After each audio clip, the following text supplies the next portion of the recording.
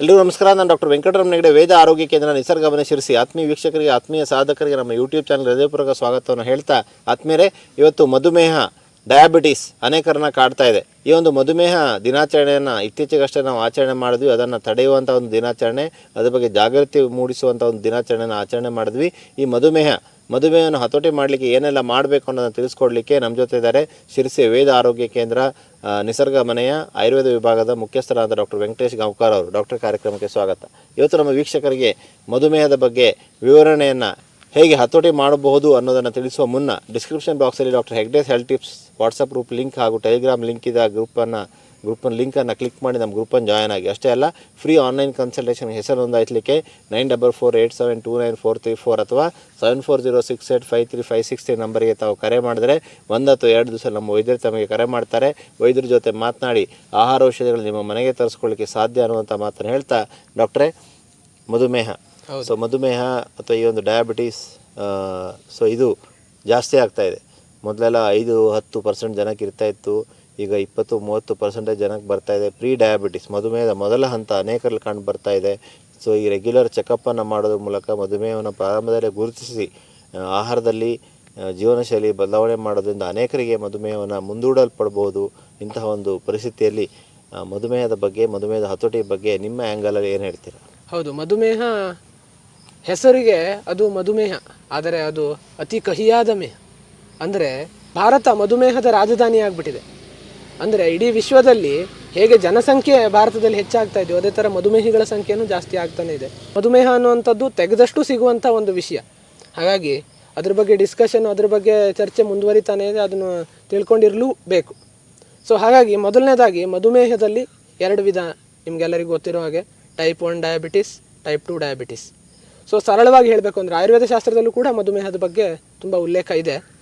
Type 1 diabetes, type 2 ಡಯಾಬಿಟಿಸ್ನಲ್ಲಿ ನೀವು ಯಾವ್ಯಾವ ಥರ ಆಹಾರವನ್ನು ಫಾಲೋ ಮಾಡಬೇಕು ಅಥವಾ ಏನು ನಿಮ್ಮ ಲೈಫ್ ಸ್ಟೈಲ್ ಹೇಗಿರಬೇಕು ಅನ್ನೋದನ್ನು ಈಗ ಹೇಳ್ಕೊಡ್ತಾ ಇದ್ದೀನಿ. ಮೊದಲನೇದಾಗಿ ಟೈಪ್ 1 ಡಯಾಬಿಟಿಸು ಒಂದು 5-10% ಜನಕ್ಕೆ ಕಾಣಸಿಗ್ತಾ ಇದೆ. ಅಂಥವರು ಇನ್ಸುಲಿನನ್ನು ತೆಗೆದುಕೊಳ್ಳಲೇಬೇಕಾಗ್ತದೆ. ಸಾಮಾನ್ಯವಾಗಿ ಮಗು ಇದ್ದಾಗಲೇ 10 ವರ್ಷ ಸಣ್ಣ ವಯಸ್ಸಿನಲ್ಲೇ ಕಂಡು ಬರುವಂಥದ್ದು. ಅದು ಆಟೋ ಇಮ್ಯೂನ್, ಅಂದರೆ T cell mediated auto immune disorder ಅಂತ ಹೇಳ್ತಾರೆ. ಅಂದರೆ ನಮ್ಮ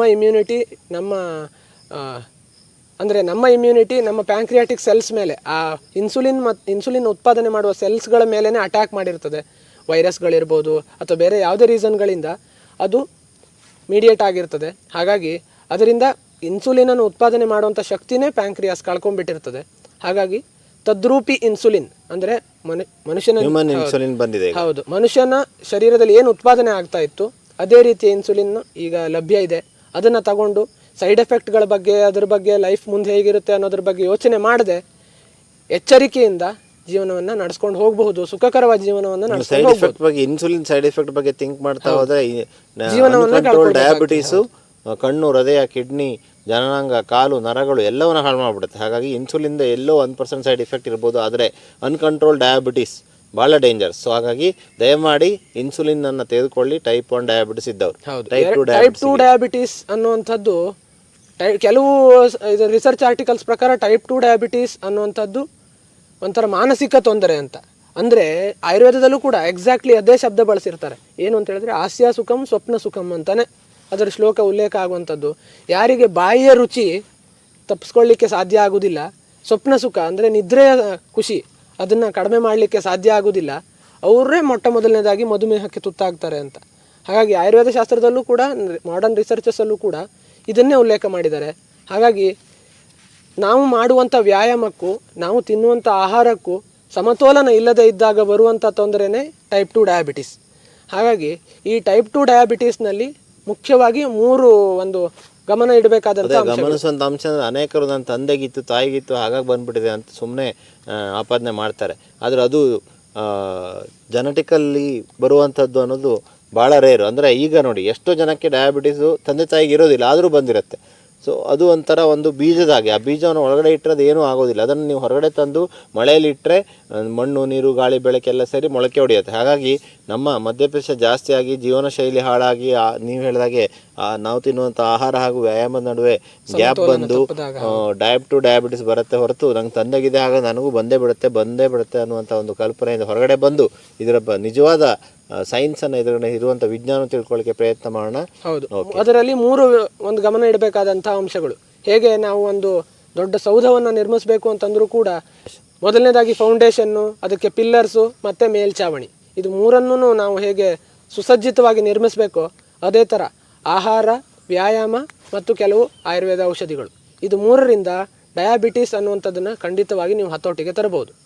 ಸೊ ಮೊದಲನೇದಾಗಿ ಆಹಾರ ಅನ್ನುವಂಥದ್ದೇ ನೆಲೆಗಟ್ಟು. ಸೊ ಅದನ್ನು ಬದಲಾವಣೆಯಲ್ಲಿ ಆಹಾರದಲ್ಲಿ ಮೊದಲನೇದಾಗಿ ನೀವು ಬದಲಾವಣೆಯನ್ನು ಮಾಡ್ಕೋಬೇಕು. ಏನು ಅಂತ ಹೇಳಿದರೆ ಕಾರ್ಬೋಹೈಡ್ರೇಟ್ಸ್ ಅಂಶ, ನಿಮಗೆ ಗೊತ್ತಿರೋ ಹಾಗೆ ನಾವು ಹಲವು ವೀಡಿಯೋಸ್ಗಳಲ್ಲಿ ಹೇಳಿದ್ದೇವೆ ಕೂಡ, ಕಾರ್ಬೋಹೈಡ್ರೇಟ್ಸ್ ಅಂಶ ಇರುವಂಥ ಅಕ್ಕಿ, ರಾಗಿ, ಗೋಧಿ, ಜೋಳ, ಓಟ್ಸು, ಸಿರಿಧಾನ್ಯ, ಈ 6ರಿಂದನೂ ಮಾಡಿರುವಂಥ ಪದಾರ್ಥಗಳು ಕೂಡ ಶುಗರನ್ನು ಅಂದರೆ ಸಕ್ಕರೆ ಕಾರ್ಬೋಹೈಡ್ರೇಟ್ ಅಂಶವನ್ನು ಹೊಂದಿರ್ತದೆ. ಅದು ನಿಧಾನವಾಗಿ ಆದರೂ ಕೂಡ ಅಥವಾ ಶಾರ್ಪ್ ಆಗಿ ಆದರೂ ಕೂಡ ಗ್ಲೂಕೋಸ್ ಲೆವೆಲನ್ನು ರಕ್ತದಲ್ಲಿ ಹೆಚ್ಚು ಮಾಡೇ ಮಾಡ್ತದೆ. ಸೊ ಅದಕ್ಕೆ ತಕ್ಕ ಹಾಗೆ ನೀವು ಆಹಾರವನ್ನು ಸರಿ ಮಾಡಿಕೊಳ್ಳೇಬೇಕಾಗ್ತದೆ. ಹಾಗಾಗಿ ಅಕ್ಕಿ, ರಾಗಿ, ಗೋಧಿ, ಜೋಳ, ಸಿರಿಧಾನ್ಯ, ಓಟ್ಸನ್ನು ಕಡಿಮೆ ಮಾಡುವಂಥದ್ದು, ಎಷ್ಟು ಸಾಧ್ಯನೋ ಅಷ್ಟು ಕಡಿಮೆ ಮಾಡುವಂಥದ್ದು. ನಾರಿನ ಅಂಶ ಜಾಸ್ತಿ ಇರುವಂಥದ್ದು ಅಂದರೆ ತರಕಾರಿಗಳು, ಹಣ್ಣುಗಳು ತಿನ್ಬೋದಾ ಅನ್ನುವಂಥದ್ದು ನೆವರ್ ಎಂಡಿಂಗ್ ಕ್ವಶನ್. ಅದು ಯಾವತ್ತೂ ಕೇಳ್ತಾನೆ ಇರ್ತಾರೆ. ಖಂಡಿತವಾಗಿ ಹಣ್ಣುಗಳನ್ನು ಇದರಲ್ಲಿ ನೀವು ಕಡಿಮೆ ಮಾಡಿದ್ರೆ, ಕಾರ್ಬೋಹೈಡ್ರೇಟ್ಸ್ನಲ್ಲಿ ಕಡಿಮೆ ಮಾಡಿದ್ರೆ ಹಣ್ಣುಗಳನ್ನು ಖಂಡಿತವಾಗಿ ಸೇರಿಸ್ಕೋಬಹುದು. ಹಾಗಾಗಿ ತರಕಾರಿಗಳು, ಹಣ್ಣುಗಳು, ಬಾದಾಮಿ, ಗೋಡಂಬಿ, ಪಿಸ್ತಾ, ವಾಲ್ನಟ್, ಡ್ರೈ ನಟ್ಸ್ ಅನ್ನೋ ಶಬ್ದವನ್ನು ಗಮನಿಸಬೇಕು. ಬಾದಾಮಿ, ಶೇಂಗಾ ಕೂಡ ಬೇಯಿಸಿದ ಅಥವಾ ರೋಸ್ಟ್ ಮಾಡಿದ ಅಥವಾ ನೀರಲ್ಲಿ ನೆನೆಸಿದಂತಹ. ಸೊ ನಟ್ಸ್ ಅನ್ನೋ ಪದವನ್ನು ನೀವು ಗುರುತಿಸ್ಕೋಬೇಕು. ಡ್ರೈ ಫ್ರೂಟ್ಸ್ ಅಲ್ಲ, ಡ್ರೈ ನಟ್ಸ್. ಸೊ ಅದನ್ನು ಹೆಚ್ಚಾಗಿ ಸ್ವೀಕರಿಸುವಂಥದ್ದು. ಡಯಾಬಿಟಿಸ್ ಇದೆ, ನನಗೆ ಹಸುವಾಗ್ತದೆ ಡಾಕ್ಟರ್, ನನಗೆ ಎನಿ ಟೈಮ್ ಹಸುವಾಗ್ತದೆ, ಏನು ತಿನ್ನಲಿ ಅಂತ ಕೇಳ್ತಾರೆ. ಅಂಥ ಸಂದರ್ಭದಲ್ಲಿ ನಟ್ಸನ್ನು ತಿನ್ನಬೇಕು. ಬಾದಾಮಿ, ಗೋಡಂಬಿ, ಶೇಂಗಾ, ಏನು ನಟ್ಸ್ ಇದೆ ಅದನ್ನು ನೆನೆಸಿಟ್ಟು ತಿನ್ನುವಂಥದ್ದು ತುಂಬ ಉತ್ತಮ. ಅಥವಾ ಹಣ್ಣನ್ನು ತಿನ್ಬೋದು. ಖಾಲಿ ಹೊಟ್ಟೆಯಲ್ಲಿ ನೀವು ಅಂದರೆ ಸಕ್ಕರೆ ಅಂಶ ಕಡಿಮೆ ಇರುವಂಥ ಹಣ್ಣನ್ನು ತಿಂದರೆ ಶುಗರ್ ಹೆಚ್ಚಾಗೋದಿಲ್ಲ. ಸೇಬು ಅಥವಾ ಮೋಸಂಬಿ, ಕಿತ್ತಳೆ, ಯಾವುದಾದ್ರೂ ಹಣ್ಣುಗಳನ್ನು, ಹೋಲ್ ಫ್ರೂಟನ್ನು ತಿನ್ಬೋದು. ಜ್ಯೂಸ್ ಕುಡಿಯೋದು ಬೇಡ. ಸೊ ಇದು ಮೊದಲನೇದಾಗಿ ಆಹಾರದಲ್ಲಿ ಮಾಡಬೇಕಾದಂಥ ಬದಲಾವಣೆ. ಸೊ ಎರಡನೇದಾಗಿ ಏನು ಅಂತ ಹೇಳಿದ್ರೆ ಅದು ವ್ಯಾಯಾಮ, ಅದೇ ಪಿಲ್ಲರ್ಸ್ ಅದನ್ನು ತಡೆಯುವಂಥದ್ದು. ಸೊ ಹಾಗಾಗಿ ಆ ಪಿಲ್ಲರ್ಸ್ ಯಾವುದು ಅಂತ ಹೇಳಿದ್ರೆ ವ್ಯಾಯಾಮ. ಆ ವ್ಯಾಯಾಮಗಳನ್ನು ನಮ್ಮ YouTube channel Nisargamane Sirsi YouTube ಚಾನೆಲ್ನಲ್ಲಿ diabetes exercises by doctor Venkataramana Hegde ಅಂತ ನೀವು ಟೈಪ್ ಮಾಡಿ ಅದನ್ನು ಕಂಡ್ಕೋಬೋದು. ಅಥವಾ ಇಲ್ಲಿ ಮೇಲ್ಗಡೆಗೆ ಐ ಬಟನ್ ಇದೆ, ಆ ಐ ಬಟನ್ನಲ್ಲಿ ಅದನ್ನು ನಾವು ಹಾಕಿರ್ತೇವೆ. ಅದನ್ನು ನೋಡಿ ಮಿಲಿಯನ್ ಗಟ್ಟಲೆ ಜನ ಅದನ್ನು ನೋಡಿ ಅದನ್ನು ಉಪಯೋಗ ಪಡ್ಕೊಂಡಿದ್ದಾರೆ. ಸುಲಭವಾಗಿ ಮಧುಮೇಹವನ್ನು ಹತೋಟಿಗೆ ತಂದುಕೊಂಡಿದ್ದಾರೆ. ಆ ವ್ಯಾಯಾಮವನ್ನು ಮಾಡಬೇಕು. ಅದರಲ್ಲಿ ಮುಖ್ಯವಾಗಿ ಏನು ಹೇಳಿದ್ದೇವೆ ಅಂತ ಹೇಳಿದರೆ ಮೇಲು ಶರೀರ ಅಂದರೆ ಅಪ್ಪರ್ ಬಾಡಿಯ ವ್ಯಾಯಾಮ ಮುಖ್ಯ. ಕೇವಲ ವಾಕಿಂಗ್ ಮಾಡೋದು ಸಾಕಾಗೋದಿಲ್ಲ. ಅಪ್ಪರ್ ಬಾಡಿ ಎಕ್ಸರ್ಸೈಸಸ್ಸು ಮುಖ್ಯ ಅನ್ನುವಂಥದ್ದನ್ನು ಆ ವಿಡಿಯೋದಲ್ಲಿ ತೋರಿಸಿದ್ದೇವೆ. ಆ ವ್ಯಾಯಾಮಗಳ ಜೊತೆಗೆ ನಿಮಗೆ ತಿಳಿದಿರುವಂಥ ಅಪ್ಪರ್ ಬಾಡಿ ಎಕ್ಸರ್ಸೈಸಸ್ಸನ್ನು ನೀವು ಜಾಸ್ತಿಯಾಗಿ ಮಾಡಬೇಕು. ಈ ಎಕ್ಸರ್ಸೈಸ್ಗೆ ಸಂಬಂಧಪಟ್ಟಂಗೆ ನಮ್ಮ ಆಯುರ್ವೇದ ಶಾಸ್ತ್ರದಲ್ಲೂ ಕೂಡ ಒಂದು ಉಲ್ಲೇಖ ಇದೆ. ಯಾರು ತೋಟದ ಕೆಲಸವನ್ನು ಮಾಡಿ ಕೊಟ್ಟಿಗೆಯಲ್ಲಿ ಹಸು ಎಮ್ಮೆಗಳ ಜೊತೆಗೆ ಅದರ ಕೆಲಸವನ್ನು ಮಾಡ್ತಾರೆ ಅವರಿಗೆ ಮಧುಮೇಹ ಬರೋದಿಲ್ಲ ಅಂತ ಒಂದು ಕಡೆ ಉಲ್ಲೇಖ ಇದೆ. ಅಂದರೆ ಎಲ್ಲರೂ ಅದನ್ನೇ ಮಾಡಿ ಅಂತ ಅಲ್ಲ. ಅದರ ಅರ್ಥ ಏನು ಅಂತ ಹೇಳಿದರೆ ಯಾರು ಎಕ್ಸರ್ಸೈಸ್ ಪ್ರಾಮುಖ್ಯತೆ ಇದೆ, ಹೌದು, ಯಾರು ಎಕ್ಸರ್ಸೈಸ್ ಅವರ ತಿನ್ನುವ ಆಹಾರಕ್ಕೂ ಅವರು ಮಾಡುವ ಎಕ್ಸರ್ಸೈಸಿಗೂ ಸಮತೋಲನ ಇಟ್ಕೊಳ್ತಾರೆ ಅವರಿಗೆ ಮಧುಮೇಹ ಬರೋದಿಲ್ಲ ಅಂತ ಇದೆ.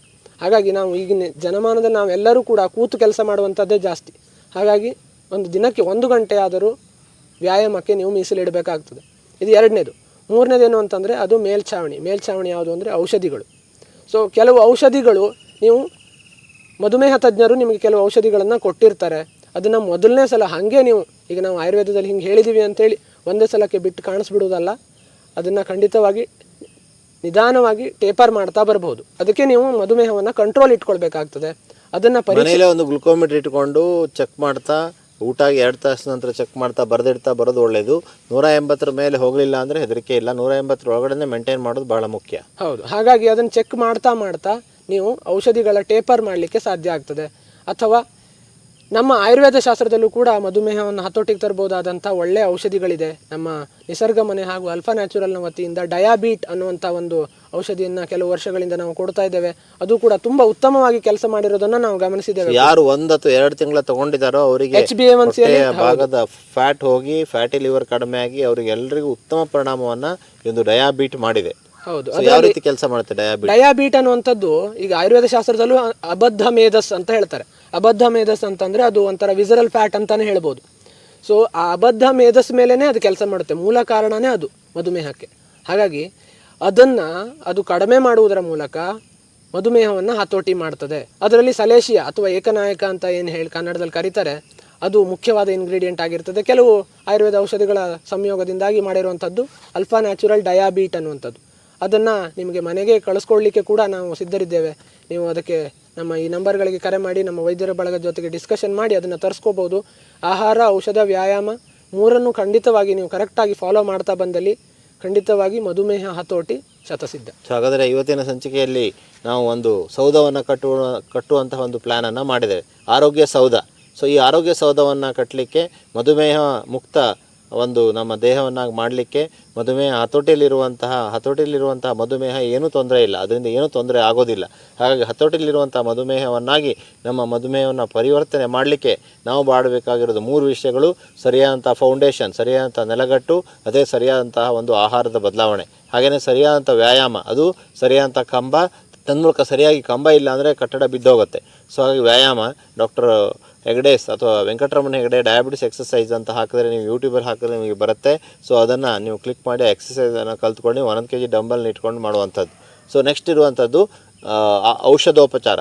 ಸರಿಯಾದ ಔಷಧೋಪಚಾರವನ್ನು ಮಾಡಿ, ಅದನ್ನು ಬಿಡಬೇಡಿ, ನೆಗ್ಲೆಕ್ಟ್ ಮಾಡಬೇಡಿ. ಔಷಧಿ ತೊಗೊಂಡ್ರೆ ಸೈಡ್ ಎಫೆಕ್ಟ್ ಆಗಿಬಿಡುತ್ತೆ ನನಗೆ ಅಂತ ಔಷಧಿ ತೆಗೆದುಕೊಳ್ಳದೇ ಇರಬೇಡಿ.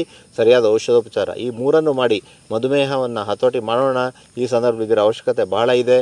ಯಾಕೆಂದರೆ ಇವತ್ತು ಕಣ್ಣಿನ ಸಮಸ್ಯೆ, ಹೃದಯದ ಸಮಸ್ಯೆ, ಕಿಡ್ನಿ ಸಮಸ್ಯೆ, ಕಾಲುಗಳ ಸಮಸ್ಯೆ, ನರಗಳ ಸಮಸ್ಯೆ, ಕಾಲು ಗ್ಯಾಂಗ್ರೀನ್ ಆಗುವಂಥದ್ದು, ಹೀಗೆ ಹಲವಾರು ಸಮಸ್ಯೆಗಳು ಅನ್ಕಂಟ್ರೋಲ್ ಡಯಾಬಿಟಿಸಿಂದ ಆಗ್ತಾ ಇದೆ. ಹಾಗಾಗಿ ಈ ಒಂದು ಕಂಟ್ರೋಲ್ ಡಯಾಬಿಟಿಸಿಗೆ ತರೋಣ, ಮಧುಮೇಹವನ್ನು ಹತೋಟಿಗೆ ತರೋಣ ಅನ್ನುವಂತಹ ಒಂದು ಸಂದೇಶವನ್ನು ಈ ಒಂದು ಕಾರ್ಯಕ್ರಮದ ಮೂಲಕ ನೀಡ್ತಾ, ಈ ಒಂದು ವಿಡಿಯೋನ ಹೆಚ್ಚೆಚ್ಚು ಜನರೊಂದಿಗೆ ಶೇರ್ ಮಾಡ್ಕೊಳ್ಳಿ. ಯಾಕೆಂದರೆ 100ರಲ್ಲಿ 15-20% ಜನರಿಗೆ ಇವತ್ತು ಮಧುಮೇಹ ಕಾಡ್ತಾ ಇದೆ. ಅವರಿಗೆಲ್ಲ ಇದು ಸಹಾಯ ಆಗಲಿ ಅನ್ನುವಂಥ ಒಂದು ವಿಷಯವನ್ನು ಈ ಸಂದರ್ಭದಲ್ಲಿ ವಿನಂತಿ ಮಾಡ್ಕೊಳ್ತಾ, ನಮ್ಮ ಯೂಟ್ಯೂಬ್ ಚಾನಲ್ನ ಸಬ್ಸ್ಕ್ರೈಬ್ ಮಾಡಿ, ಬೆಲ್ ಐಕಾನ್ ಒತ್ತಿ ಅನ್ನುವಂಥ ವಿನಂತಿಯನ್ನು ಮಾಡ್ತಾ, ಡಾಕ್ಟ್ರೇ ಧನ್ಯವಾದಗಳು. Thank you.